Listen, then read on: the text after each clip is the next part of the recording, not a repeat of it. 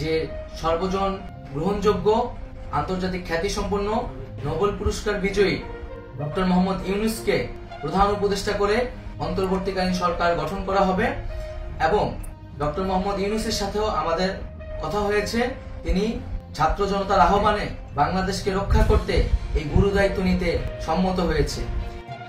Doctor ইউনূসকে প্রধান উপদেষ্টা করে অন্তর্বর্তীকালীন সরকারের রূপরেখা বৈষম্য বিরোধী ছাত্র আন্দোলনের।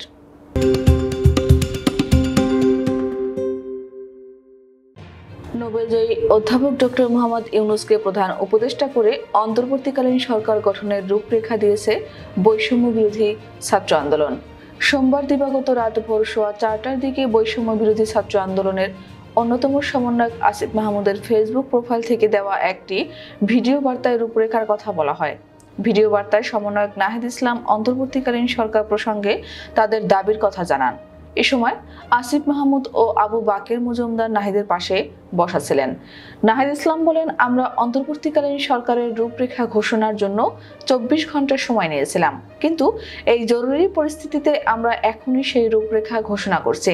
আমরা সিদ্ধান্ত নিয়েছি সর্বজন গ্রহণযোগ্য ও আন্তর্জাতিক খ্যাতিসম্পন্ন এবং নোবেল পুরস্কার জয়ী ডক্টর মোহাম্মদ ইউনূসকে প্রধান উপদেষ্টা করে সরকার গঠনের। আমরা ওনার সঙ্গে কথা বলেছি। তিনি ছাত্র জনতার আহ্বানে বাংলাদেশকে রক্ষা করতে সম্মত হয়েছেন। আমরা এই ব্যাপারে ব্যবস্থা নিতে রাষ্ট্রপতির প্রতি অনুরোধ জানাই।